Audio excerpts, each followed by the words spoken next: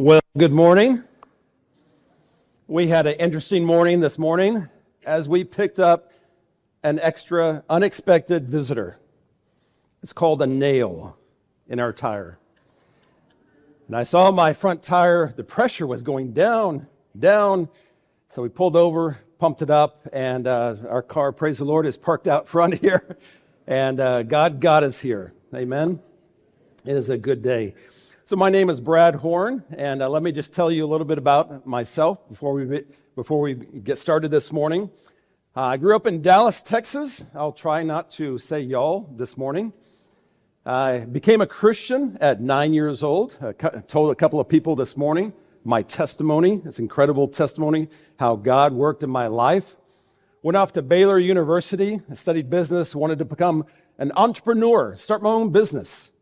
But God had other plans for me. Just a slight detour of 27 years. So God took my wife and I and our 4 daughters overseas to Russia and to Ukraine. And yes, we have a friend who was killed on the Russian side, and we have a friend on the Ukrainian side who was injured. So continue to pray for peace over there. Every day, lives are lost. And so let me just show you this picture. This is the picture of the last church we started, and you're looking in the room out toward Red Square. I'm not sure if you can see in the picture, but that is St. Basil's, which is located in Red Square, right across from the Kremlin. We started the closest Protestant church to the Red Square and the Kremlin. We baptized just 50 yards away from Red Square, 4 stories down in a sauna with the coldest water that you've ever been in. But that was life. In 2016, Putin made it illegal for a Christian to share their faith with an unbeliever. Illegal.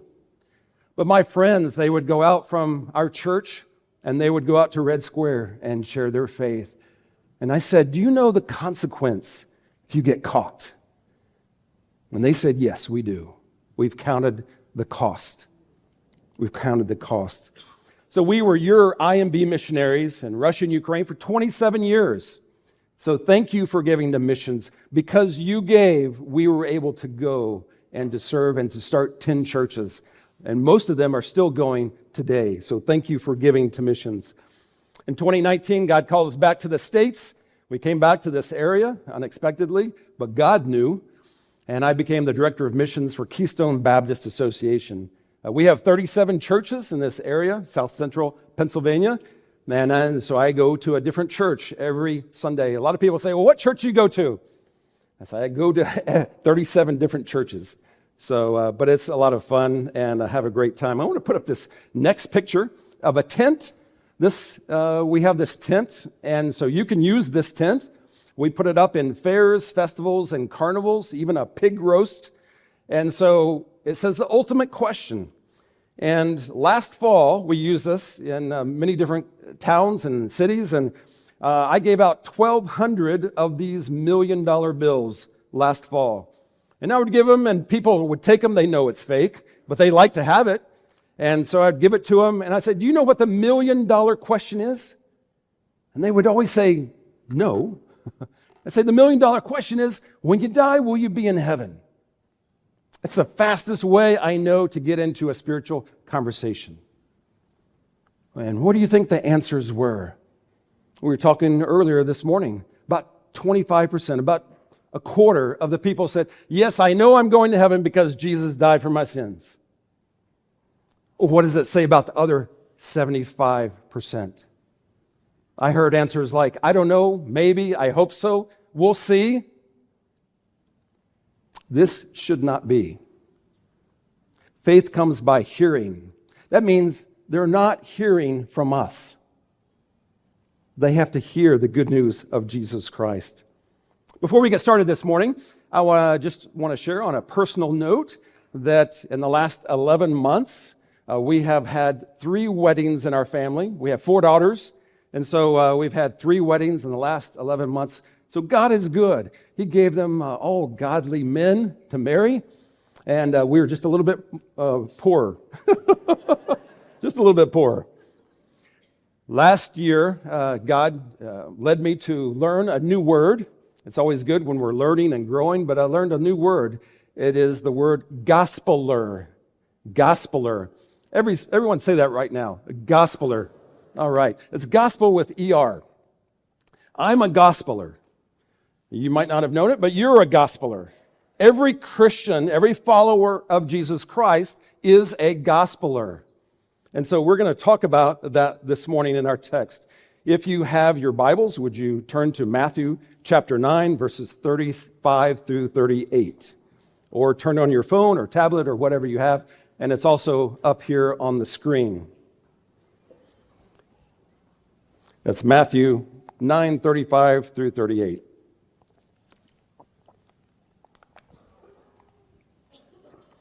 And Jesus went throughout all the cities and villages, teaching in their synagogues and proclaiming the gospel of the kingdom and healing every disease and every affliction.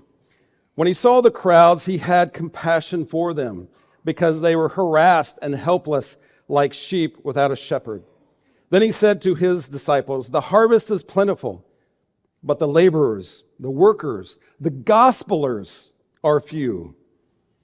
Therefore, pray earnestly to the Lord of the harvest to send out laborers, to send out gospelers into the harvest." In chapter 10, and he called to him his 12 disciples. Now, I want to study this text this morning and dig out all the truths in it and discover what we can find here in this treasure in this text.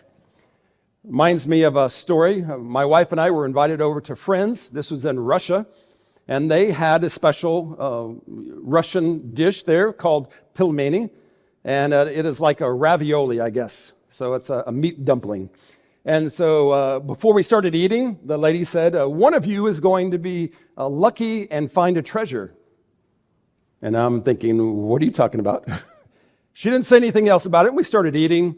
And all of a sudden, I took a bite of one of the pilmenis, of the raviolis. And I found the surprise. She had placed a 1 ruble coin in one of the pilmenis.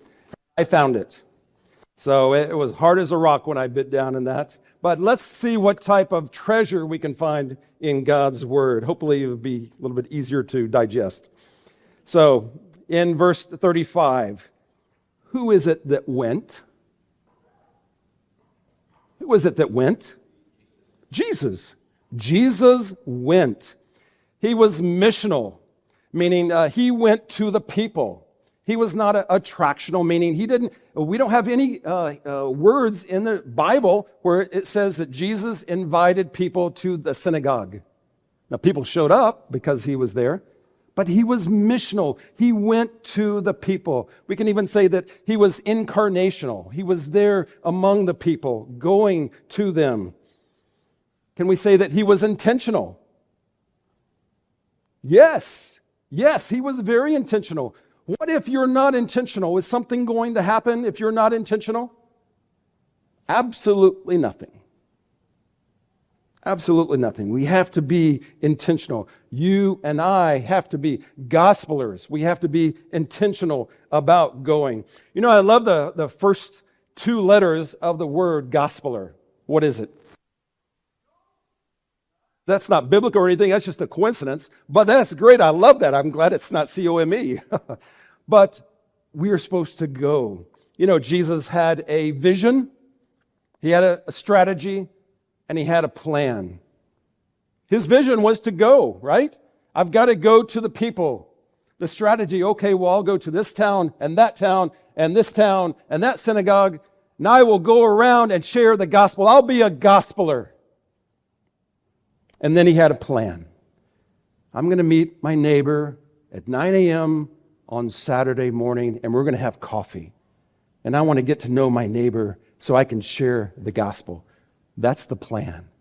So he had a vision, he had a strategy, and he had a plan. You know, it's not always about the destination. It's not always about the destination. I'm going to tell you a couple of stories. Pastor and I, we went to he's from Mount Wolf, and we went down to the York Fairgrounds to see another pastor at the train exhibition, the model train exhibition. And so on that day, I put on a hoodie, and on the back of my hoodie, on my back, was printed the John 3:16. And so we were walking around, and my purpose was just to go and support the pastor who was there selling model trains. But a lady came up behind me. She tapped me on the shoulder and said, "Excuse me, sir, are you a Christian?" I said, "Yes, I am." She says, "Oh, good, I'm a Catholic." She gets out her cell phone and she shows me the statue of Mary in her front yard. And I said, "Oh, that's interesting." And I said, "But I think it's very important to read the Bible." What do you think she said? "Oh, I can't do that. My priest says that I will not be able to understand it." I said, "Sure you can. I read it. I understand it. I know you can do it too." And she said, "Really? You think so?" I said, "I know so." She opened her purse. She took out an envelope and gave me a pen. And she said, "Would you please write on the back of this envelope where I need to start reading the Bible?" So I wrote on there, the Gospel of John, start there. I said, John 3:16, make sure you memorize that. Oh, by the way, Ephesians 2:8 and 9, you really need to memorize that one. And so we filled up the back of this envelope with things that she needed to read. That was not my intention to meet her that day. So sometimes it's not about the destination. It's about the people as you go that you will meet. This pastor and I, we went out. They had food trucks there, and so we got some food, and we sat down at one of the picnic tables. And we had lunch, and we were talking about, I don't know, maybe it was God or the church or the Bible or something. And two men sat next to us. And they heard us talking about God. And they said, "Oh, what church do you go to?" And we told them, and they said, "We go to this church and that church." And they started to share about their faith. And then they got up and they left. And then two other men came and sat down next to us at this picnic table. And they heard us talking about God. And they joined in. It was like opening the door to a spiritual conversation. And they jumped in. See, a lot of times we're too scared about saying something about God or the Bible, and people feel like, "Oh, I can't say anything." But if we start talking about it, then they'll jump in. They want to talk about their faith. They want to talk about what church they go to and things like that.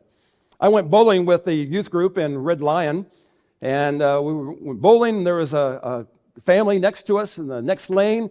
And every time they got a strike, we would clap, and they would clap for us if we got a strike or a spare for me.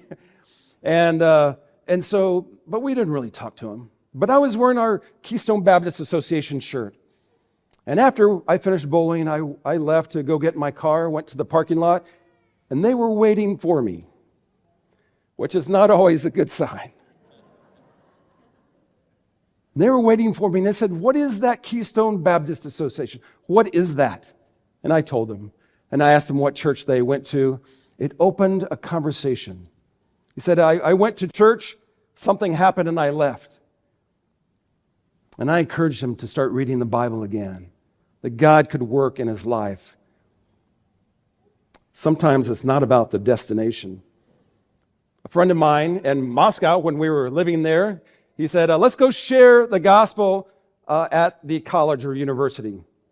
And it was early in the morning, and he came by, and we went. He said, "Did you eat breakfast?" And I said, "No, I didn't, because I got up so early." And he said, "Well, let's stop by McDonald's and have breakfast." I said, "Okay." By the way, there used to be 46 or so McDonald's in Moscow. So we went by one of them and got in line. You're always getting in line in Russia, in a McDonald's. There are always lines with 16 million people who live in Moscow. So we got in line, and we're talking in English. And two men behind us who also speak English, they said, "Oh," and they introduced themselves. And that led to a 2-hour conversation about their faith. It was not planned, but it happened. As we go, you will find other people along the way. I would have never met any of these people if I had never gone. Think of all the encounters that Jesus had along the way. I researched it. Here they are. Samaritan woman. Remember that? John chapter 4. Zacchaeus, a leper, blind Bartimaeus, the demoniac, and the rich young ruler. Jesus was walking, he was going, and along the way he met others and shared with them. I have a question for you. Was Jesus going, was it a one-time event, or was this something he did regularly? What do you think? Regularly. That's right. It was not an unusual occurrence. It was a habit, and we can say that Jesus was intentional. Another question for you. Was Jesus trying to give an example to his disciples? Was Jesus modeling for his disciples? Yes to both. Yes to both. Do you know, as you go, as you become a gospeler and sharing the good news, and we're going to talk about how to do that, okay? So stay with me. We're going to get to stories, and I'm going to give you ways that you can be a gospeler. Any of you, as long as you know Jesus Christ, you have the good news, all right? So, yes, Jesus was trying to be a good model. And we see in chapter 10 later on, and we also see in Matthew 28 that he sends them out. He trains them up. He gives them a lot of ways that they can go, and he sends them out later on. He sends us out, by the way, also. So we need to be going out and modeling and discipling. We need to give the example to others. So let me ask you a question. Where did Jesus go to? Was it the fields where the shepherds were? No, it says what? The cities and the towns and the villages. You know, it's very interesting. The name of this church is Country and Town. But I see the city has come to you. It has grown up. Now you have Chick-fil-A and Taco Bell. The city has come to you. It is all around you. And Jesus went to the cities. That shows that Jesus had a strategy. He had a strategy going to where the people are. We have to go to where unbelievers are, right? We have to go, this is for believers, but we have to go to where the unbelievers are, like the 75% that don't know how to get to heaven. We have to go. And you might ask me, Brad, I want to go, but I don't know how to be intentional and where to go. I don't know how to do that. I want to talk to you a little bit about a third place. First place is your home. Second place is your work. A third place is another place. We'll say that. The third place is another place. It's not your home. It's not a work. Let me give you some examples of a third place. A cafe. I used to meet, and when I was in Russia and Ukraine, I would constantly meet men in cafes to have a cup of coffee so I could share the gospel with them.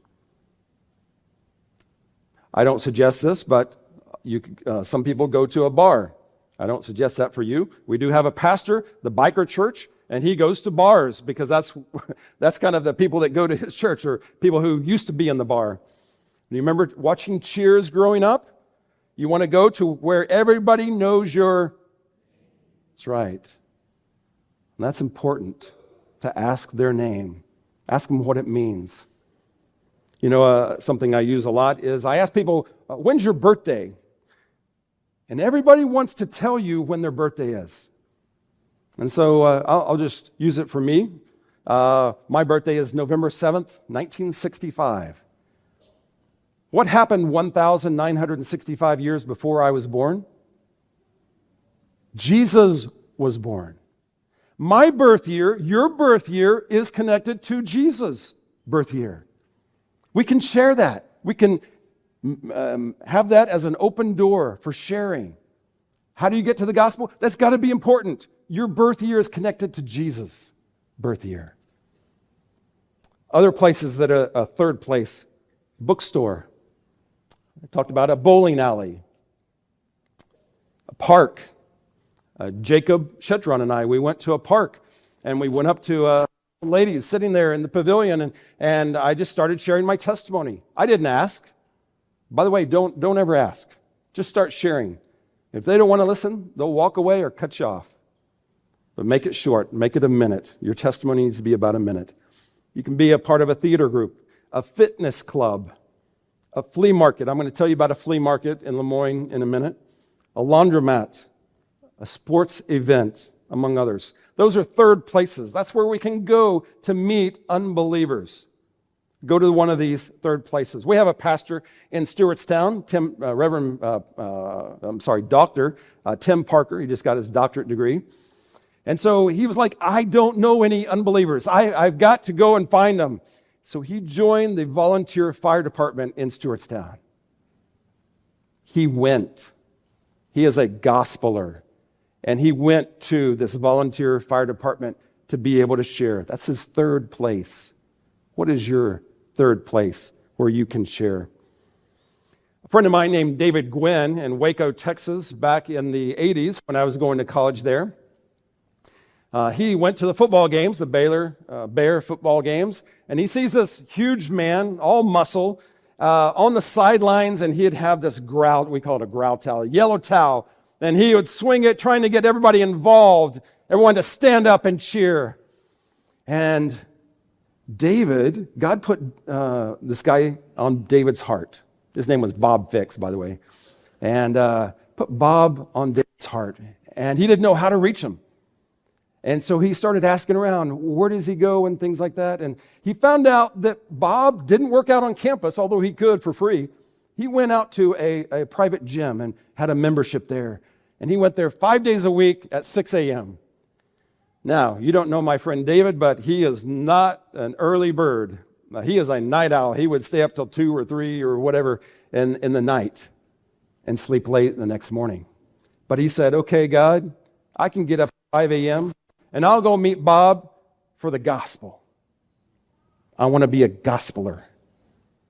So he went, and the first week, he just said, you know how guys do. Hey. And then they started spotting each other. And before you know it, they're working out together at 6 a.m. Monday through Friday. And they're getting to know each other. And David shares the gospel with Bob Fix, and Bob becomes a Christian. It changed his life. Now we have a Christian who is speaking into all the athletes, because he was the strength coach at Baylor University, as a believer. And he shared the gospel as much as he could with those around him. Find your third place. We have to go to the cities and villages and gyms. Somebody you know, Jake, went to Lemoyne. Have you ever been to the flea market? Okay, all right. In the flea market, we went there and we got into 3 good spiritual conversations. And I'll just share with you the last one. We went into a used bookstore. I'm not sure if you know Jacob very well, but Jacob loves to buy old books, very old books. And so we go in, and there is a 20-year-old guy sitting at the desk, and he's stamping. And we ask him a question about the books. And then Jake goes over, and he's interested in all these old books. And I'm sitting there right in front of this 20-year-old. And I said, well, what's your name? Always a good way to start. What's your name? Noah. Noah? I love that name. So do you go to a church around here? 20 years old. No, I've never been to church. And I said, well, maybe your parents are Christian and they gave you that name.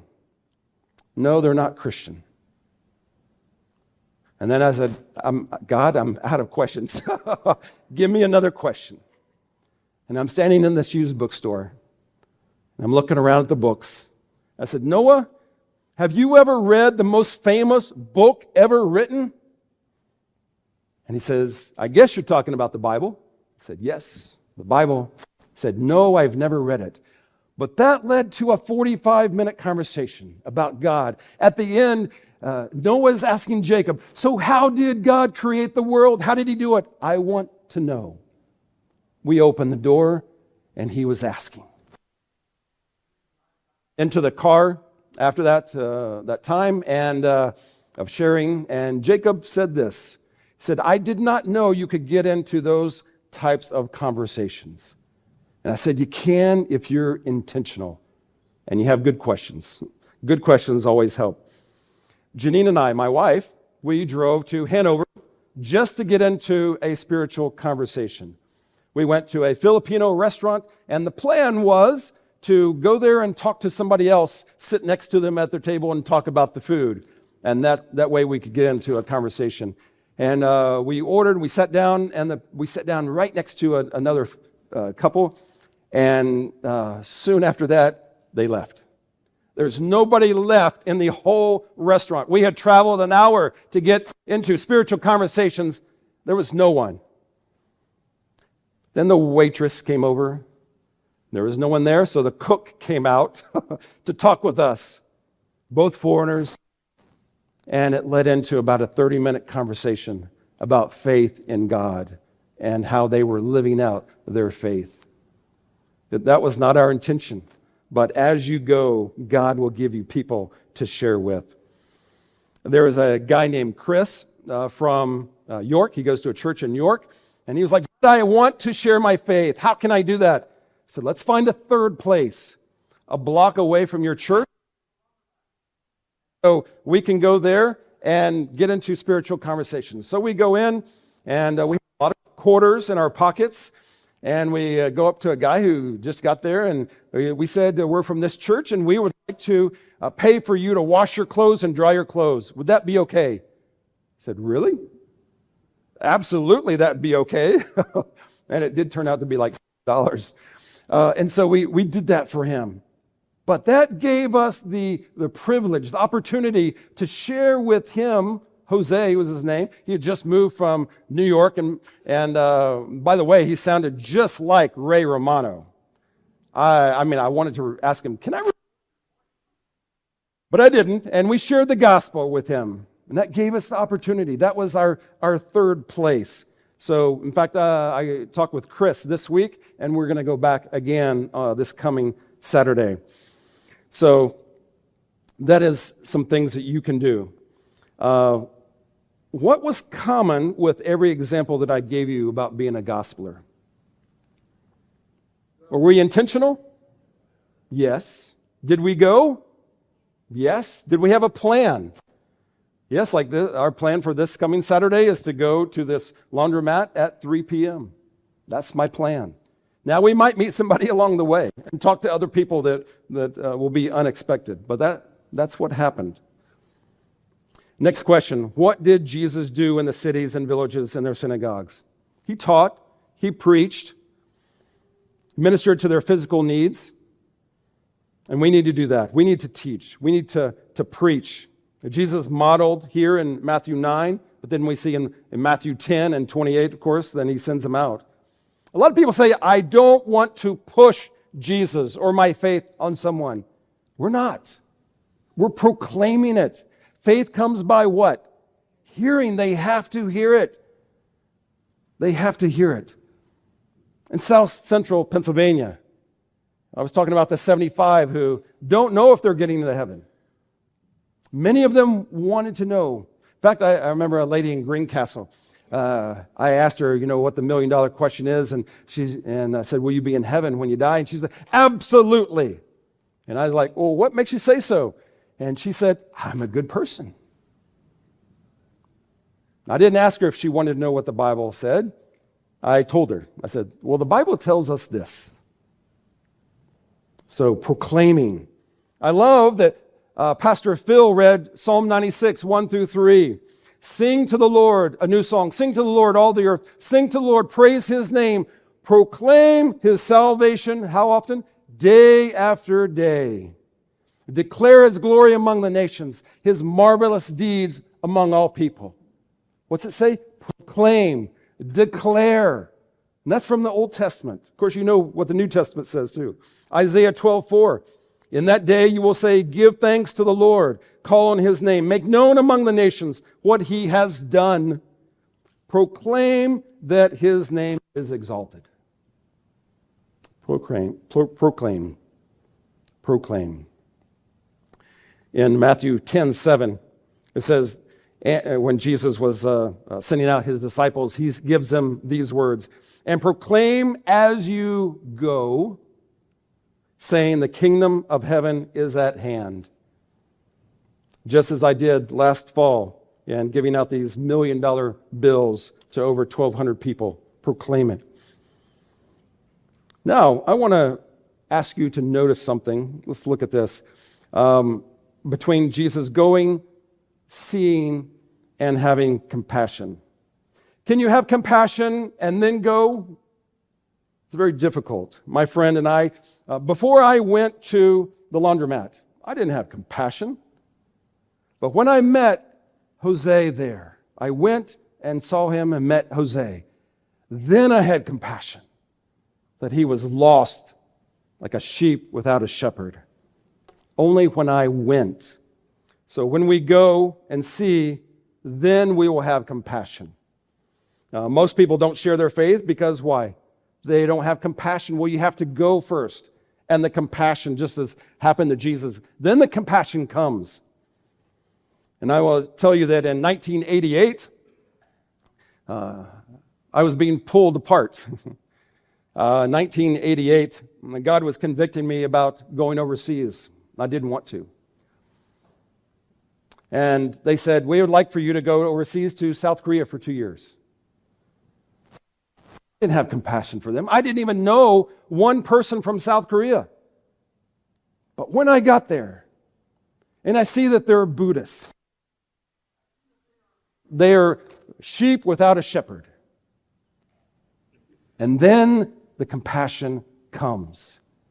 You're not going to have compassion until you go and meet them and know. I didn't have compassion for Noah at the store, but it came once I met him and got to know him. Now, this is very important.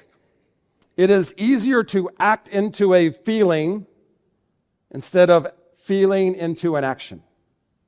Does that make sense? Let me say it again. It is easier to act into a feeling than feel into action.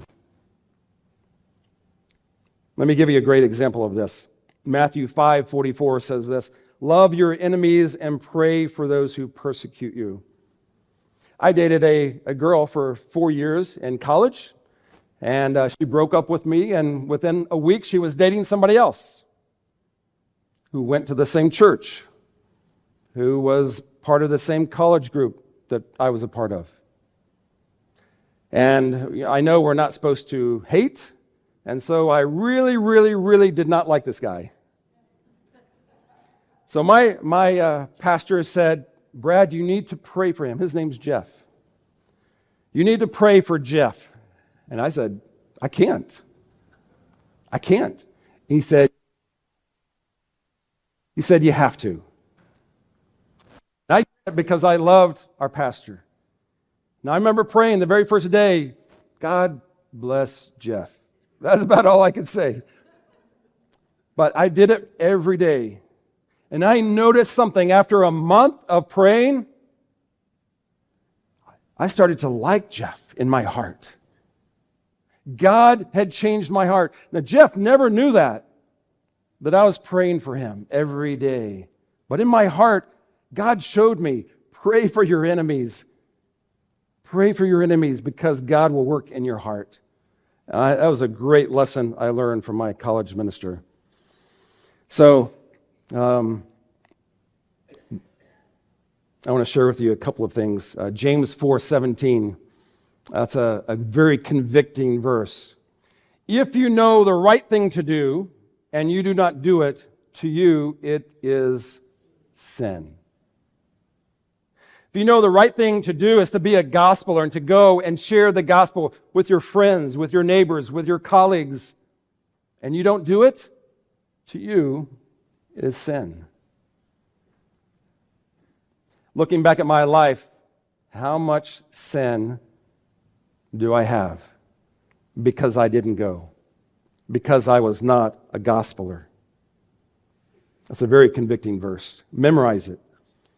So what was wrong with the people that Jesus saw? He saw their lostness. They were lost.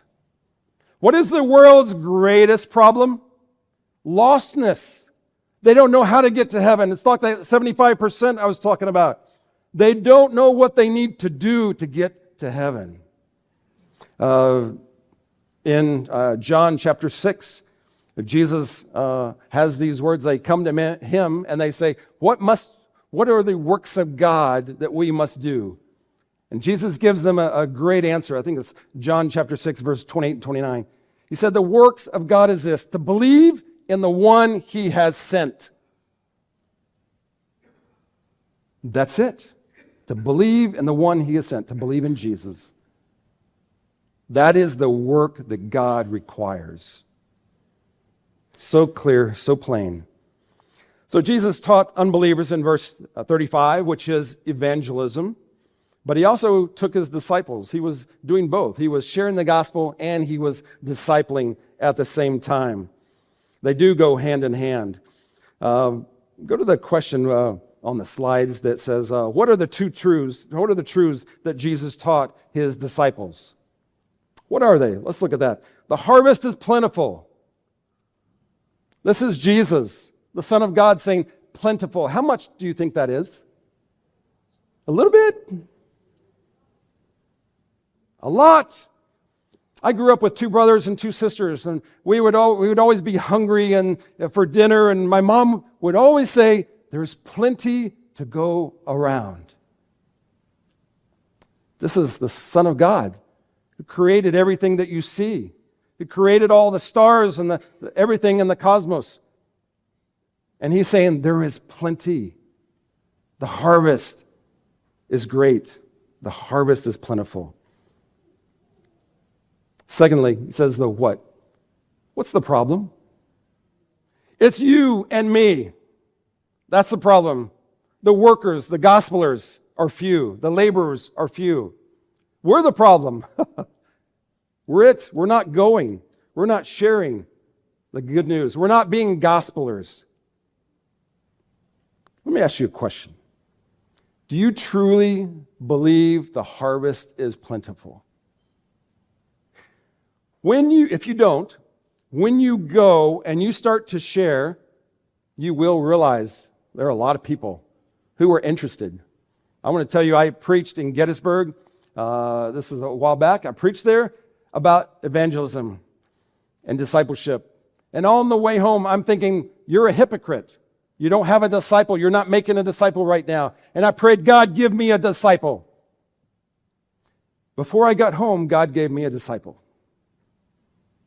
Remember, as you go, as you pray, along the way, something might happen. So I turn onto my street, and my neighbor comes out and waves me down in the street. So I turn off my engine, I get out of the car, and we're talking. And a lull came in to our conversation. I said, and the Spirit was moving, and I was like, this is it. This is your opportunity. And I said, Matt, have you ever read the Bible? He said, maybe a couple of verses. Matt's 42. And I said, Matt, would you like to read the Bible? And he said, sure, why not? It was that easy. Just asking a question. Would you like to read the Bible? That's how easy it is. So what solution did Jesus give? He didn't say go here, does he? He says what? Pray to the Lord of the harvest. That God would send out workers. Pray to the Lord of the harvest. That's the solution. Pray. And guess what? Sometimes you might be the answer. When I was praying for missions, God started to speak to me, and I became the answer to my own prayer. God send missionaries overseas so that they can share the gospel, be gospelers. And I was that answer to my own prayer. These verses are in Matthew chapter 9, verse 38. I pray this every night as my alarm on my phone goes off. I say, God, I pray earnestly to you. By the way, I left out that word for many years. Earnestly. Pray earnestly, wholeheartedly, committed to that prayer, sincerely, that God would send gospelers, that he would send workers into the harvest field. I want you to do me a favor. Look at your hands. Do they have calluses on them? Or are they soft? Look at your hands. I met a farmer recently, and he has two farms, dairy farms. And I go and shake his hands. Man, the roughest hands I've ever met, I've ever shaken. Just incredibly, just all calluses, all calluses. What does that show you? He is a hard worker. And I asked him, I said, I know farmers get up early. What time do you get up? He said, 3:30. 3:30. I said, what time do you go to bed? Like at 6 p.m.? But it shows, as gospelers, do you have the stories of sharing your faith? That's the result of being a gospeler, that you're a worker.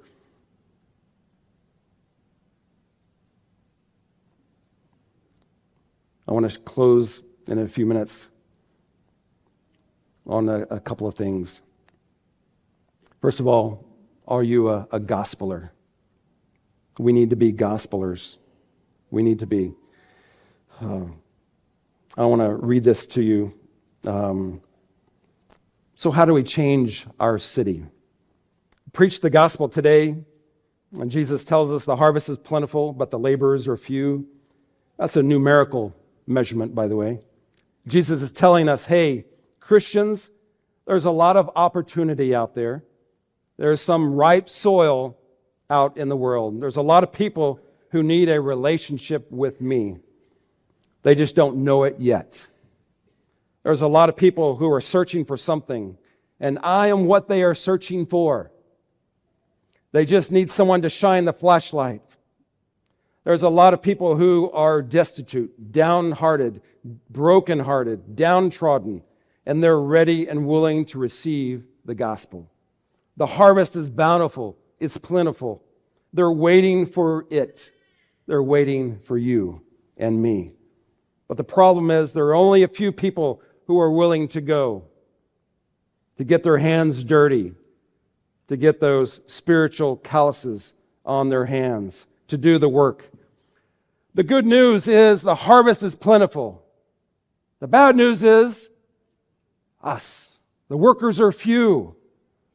Therefore, pray to the Lord of the harvest. Pray earnestly to Him that He would send out workers into His harvest field. And then comes chapter 10, when Jesus does that. He sends out His disciples into the harvest field. Would you pray with me? Father, I don't know how you're working in anybody's hearts right now. But Father, I pray that they have heard your words. Father, that the harvest is plentiful, but the problem is us. The workers are few. And you tell us the solution: to pray to you, to pray earnestly, sincerely, wholeheartedly to you, that you would send out workers into your harvest. Father, I pray for gospelers. I pray that everyone in this church would become a gospeler, if they are not already. And Father, I pray that you would equip them, that you would give them everything that they need. Sometimes it's just asking the right questions, like I asked Noah, like I asked Matt, like we asked many people. Father, I pray that you would give us the intentionality to go. And Father, I pray that if someone does not know you, they don't know who Jesus is today, Father, that they would come forward and ask. Because I do not want anybody to leave this church or even online, Father, without knowing that they are going to heaven when they die. Father, may it never be that I meet someone and don't share with them. Father, help us to be gospelers. And maybe someone is here and you're calling them to maybe go into the ministry, to maybe become a missionary. Maybe they're starting to pray about going overseas as a missionary, as a gospeler, as a church planter. Father, you need us. You want us to take the gospel forward. Father, we love you and we praise you. In Jesus' name.